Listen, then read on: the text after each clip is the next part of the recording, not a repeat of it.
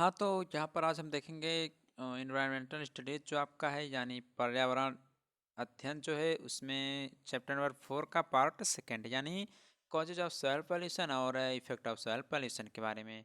अभी तक हमने आपसे बताया था कि सॉइल पॉल्यूशन क्या होता है यानी मृदा प्रदूषण क्या होता है और यह इसका सोर्स क्या होता है, मतलब यह किस स्रोत से उत्पन्न होता है यानी यह कैसे उत्पन्न होता है, इसका टाइप कितना होता है, कितने प्रकार का होता है। तो इन सब को हमने आपको फर्स्ट वीडियो में बता दिया था चैप्टर 4 के। तो आज चैप्टर 4 का जो है सेकंड वीडियो आया है जिसमें आपको इसका कारण बताया जाएगा कि मृदा प्रदूषण होने का कारण क्या होता है, इसका इफेक्ट कौन कौन सा होता है, हमारे ऊपर क्या इफेक्ट होता है और इफेक्ट के बाद इसका हम कंट्रोल भी इस वीडियो में बता देंगे। उसके बाद इस चैप्टर में थोड़ा और आगे चलेंगे, जो आपके 5-5 नंबर के और क्वेश्चन पूछे जाते हैं, जैसे ठोस अपशिष्ट क्या होता है, कृषि अपशिष्ट क्या होता है, इन सब के बारे में भी हम अगले वीडियो में बात करेंगे।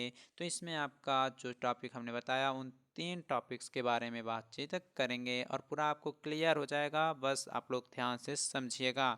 और इसका जो पेपर होता है वो पेपर ही जल्द हम आपको प्रोवाइड करा देंगे कि मॉडल पेपर इसका कैसे आता है, कैसे कैसे इसका क्वेश्चन पूछा जाता है, इसमें ऑप्शनल क्वेश्चन रहते हैं या ऑब्जेक्टिव क्वेश्चन रहते हैं।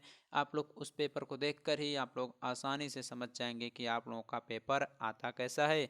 तो सब कुछ बता देंगे आपको, लेकिन हमारी आप लोगों से अभी भी एक छोटी सी रिक्वेस्ट यही है कि आप लोग वीडियो को अधिक से अधिक शेयर जरूर करते रहें और अगर चैनल पर पहली बार विजिट कर रहे हैं तो चैनल को सब्सक्राइब जरूर कर लिया करें और साथ में बेल आइकन जरूर प्रेस कर लें। चलिए आज देखते हैं कॉजेज ऑफ सॉइल पॉल्यूशन यानी मृदा प्रदूषण के कारण क्या हैं, मृदा प्रदूषण के इफ़ेक्ट क्या हैं और इसका कंट्रोल हम लोग कैसे करेंगे।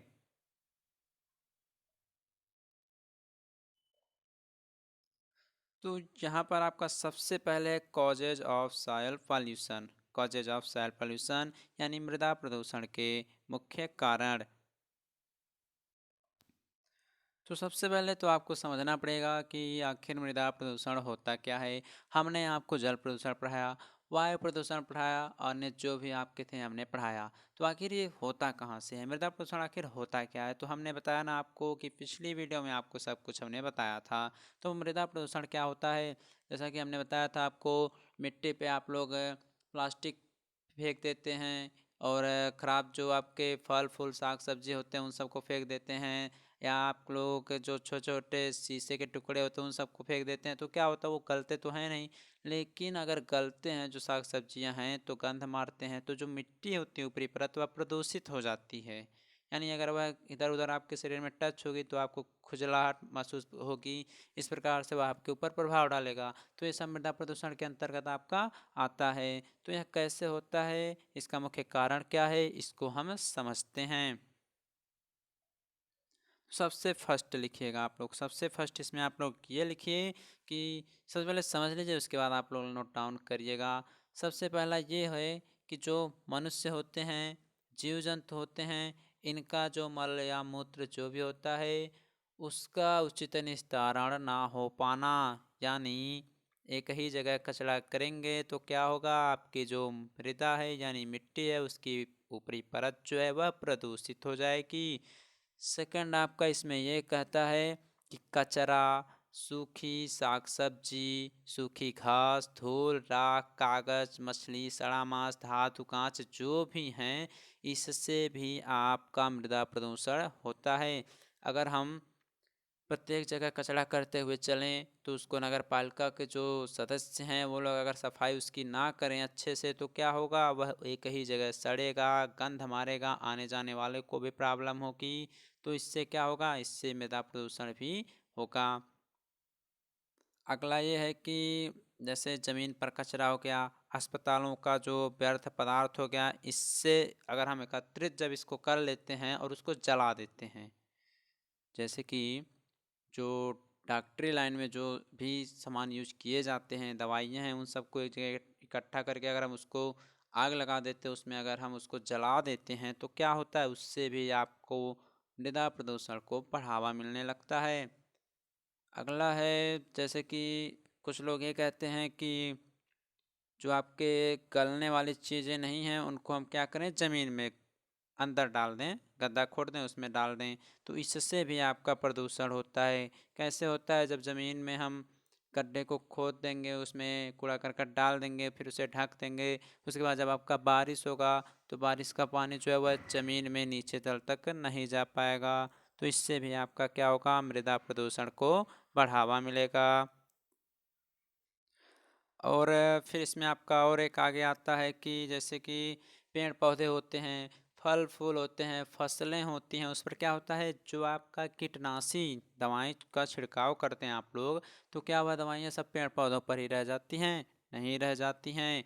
वो जो दवाइयाँ रहती हैं वह आपके ज़मीन पर भी कुछ न कुछ मात्रा ज़रूर गिर जाती हैं, तो जिस जगह गिरती हैं वह उस जगह की मिट्टी को प्रदूषित कर देती हैं। अब ये तो है नहीं सभी जगह की मिट्टी एक ही बार प्रदूषित हो जाएगी, धीरे धीरे धीरे धीरे धीरे धीरे सारी जो मिट्टी है पूरे पेड़ पौधों के अगल बगल की सब क्या हो जाएंगी? प्रदूषित हो जाएंगी।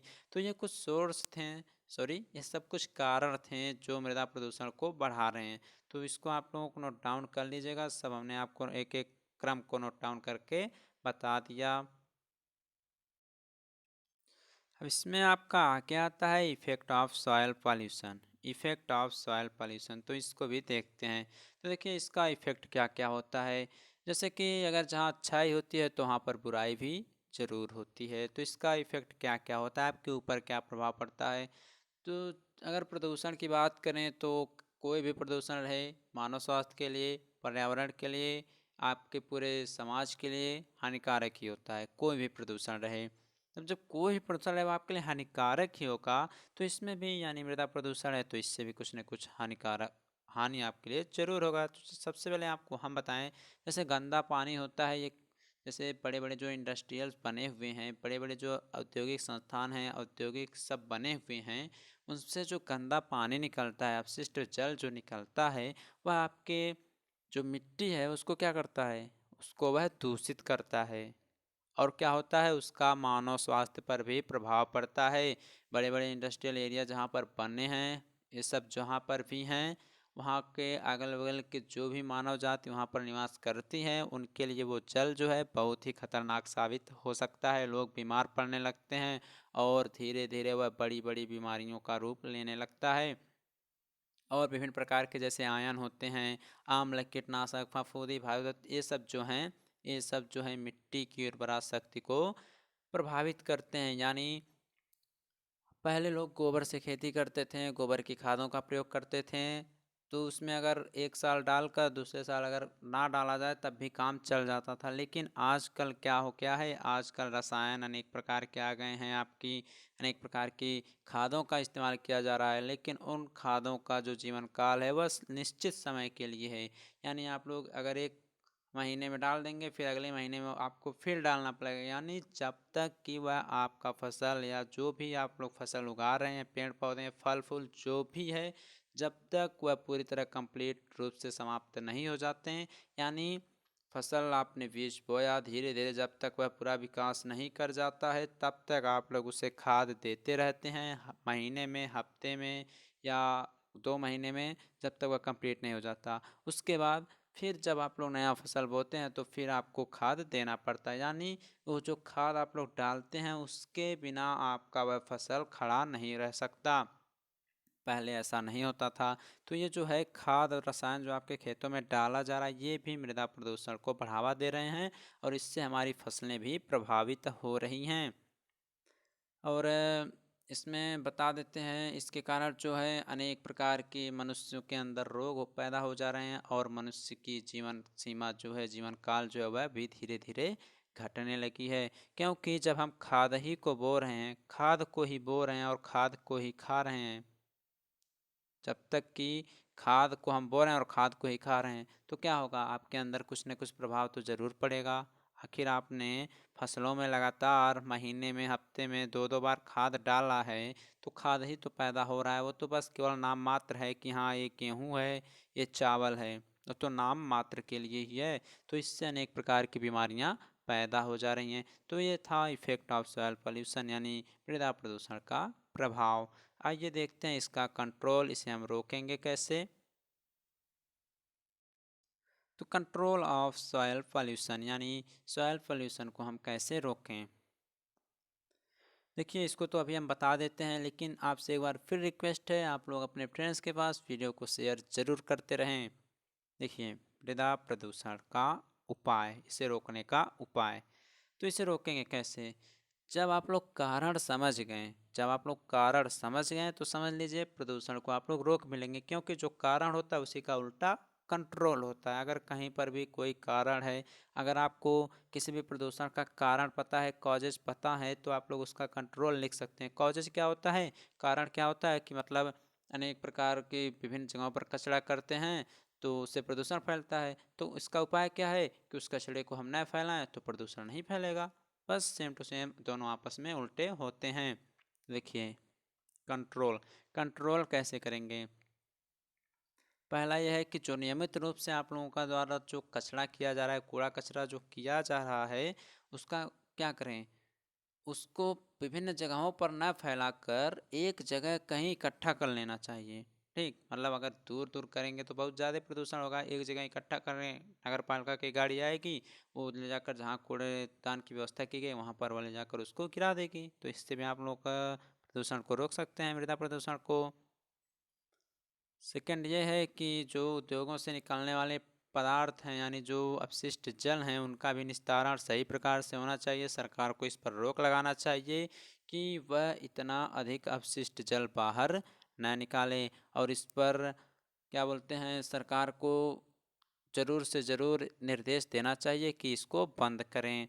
अगला क्या है, जो प्रदूषित जल आपका होता है, जो आपका प्रदूषित जल है, यानी जो जल आपका खराब हो चुका है, यानी जो गंदा जल है या अपशिष्ट जल है, उसको मिट्टी में एकत्र नहीं होने देना चाहिए। इससे भी प्रदूषण को आप लोग रोक सकते हैं।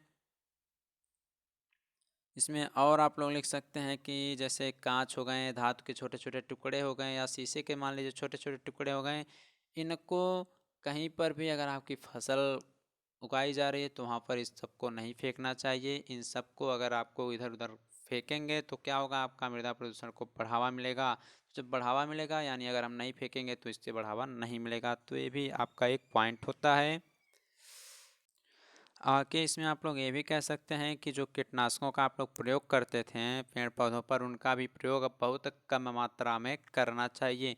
और आजकल ये हो गया है कि जो नाभिकीय विस्फोट कराया जा रहा है वह मृदा के अंदर ही हो रहा है और होता भी है, तो उसको जो है कम करना चाहिए। जो नाभिकीय विस्फोट है उसको एकदम बंद कर देना चाहिए, क्योंकि इससे भी मृदा प्रदूषण को बढ़ावा मिलता है। तो इससे जब आप लोग बंद कर देंगे तो भी यह एक मृदा प्रदूषण को रोकने का उपाय कहलाएगा। तो गाइस आज का ये था टॉपिक, 3 टॉपिक बस पढ़ाया गया। इसमें से अगर आपका एक भी क्वेश्चन आएगा तो 5 नंबर का वह जरूर पूछा जाएगा। या तो पूछ लेगा मृदा प्रदूषण क्या होता है, कितने प्रकार का होता है, सोर्स कौन कौन से हैं, टाइप्स क्या हैं, कॉजेज क्या हैं, इफेक्ट क्या है, कंट्रोल क्या है, सबको मिलाकर 5 नंबर में पूछ लेगा। तो 2 वीडियो देखिएगा, 5 नंबर आपका कंप्लीट हो जाएगा। अगली वीडियो में पार्ट 3 लेकर जरूर आएंगे, आप लोग वेट जरूर कीजिएगा। आज के लिए बस इतना ही, धन्यवाद।